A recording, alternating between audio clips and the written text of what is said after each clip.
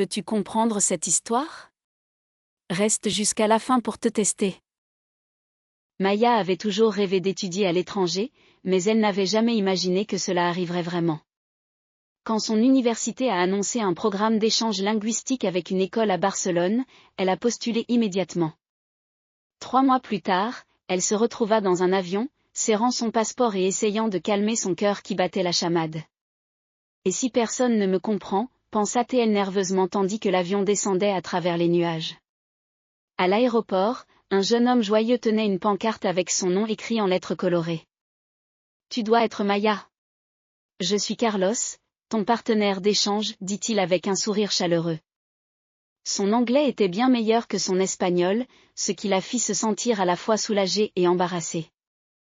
Pendant le trajet vers l'appartement de sa famille, Carlos montra des monuments célèbres et partagea des faits intéressants sur la ville. Maya essaya de répondre en espagnol, mais les mots s'en mêlaient constamment dans son esprit. Carlos rit gentiment et dit, « Ne t'inquiète pas, c'est exactement pour ça que tu es là. » Sa mère avait préparé un repas énorme pour accueillir leur invité.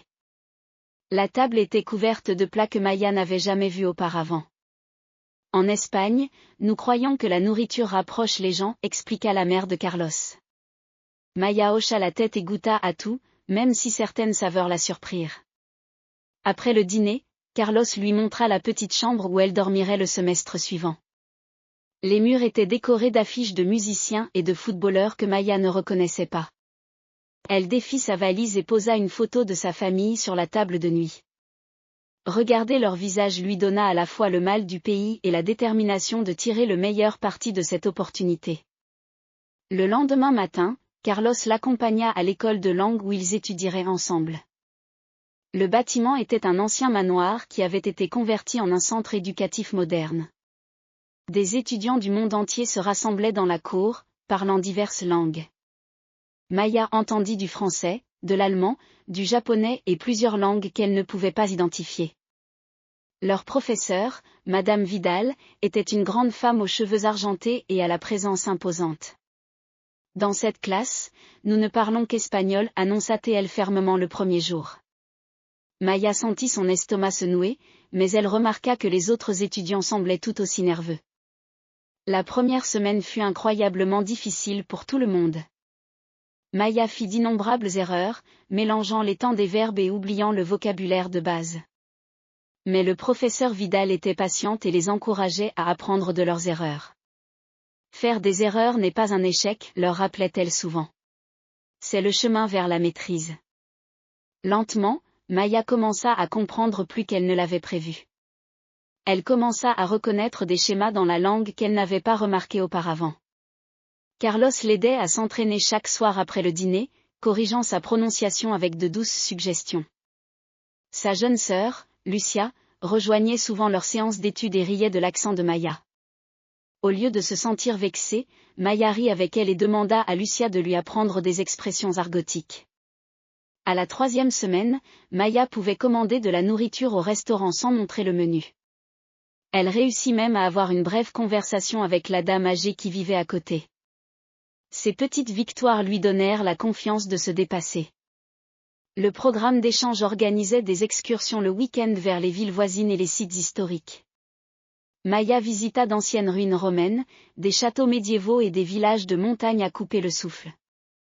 Chaque voyage offrait de nouvelles opportunités de pratiquer l'espagnol dans des situations réelles. Elle apprit que les commerçants étaient particulièrement patients quand les touristes faisaient l'effort de parler la langue locale. Un après-midi, Maya se perdit dans la vieille partie de la ville. La batterie de son téléphone était morte, et elle ne retrouvait plus le chemin de l'appartement de Carlos. Pendant un moment, elle paniqua, mais ensuite elle prit une grande inspiration et s'approcha d'un vendeur de rue. En utilisant une combinaison de mots et de gestes, elle expliqua sa situation. Le vendeur comprit parfaitement et lui donna des indications détaillées pour la station de métro la plus proche. Maya suivit ces indications et arriva chez elle en toute sécurité, fière d'elle-même. « Tu deviens une vraie résidente de Barcelone », plaisanta Carlos quand elle lui raconta l'histoire. Au fil des semaines, l'espagnol de Maya s'améliora considérablement. Elle pouvait maintenant suivre les conversations, comprendre les blagues et exprimer ses opinions clairement. Le professeur Vidal fit remarquer que ses progrès étaient remarquables. Tu as travaillé plus dur que la plupart des étudiants que j'ai eus, dit-elle lors de leur évaluation finale. Maya rougit mais ressentit un profond sentiment d'accomplissement. Le programme d'échange comprenait également des activités culturelles comme des cours de cuisine et des leçons de flamenco.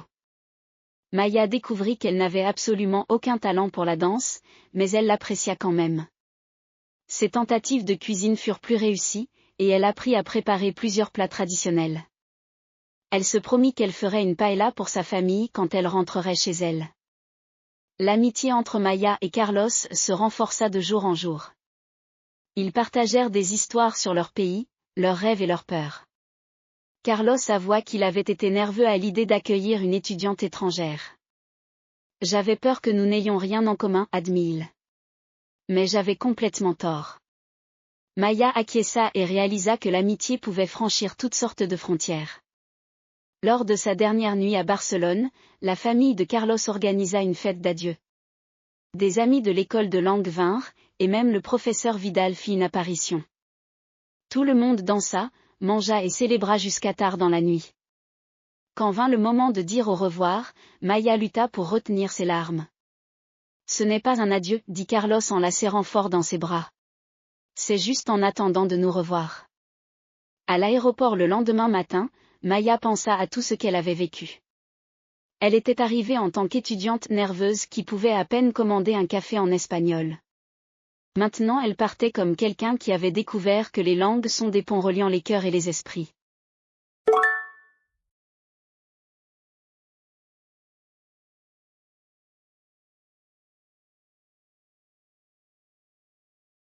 Apprends avec lingostory.app.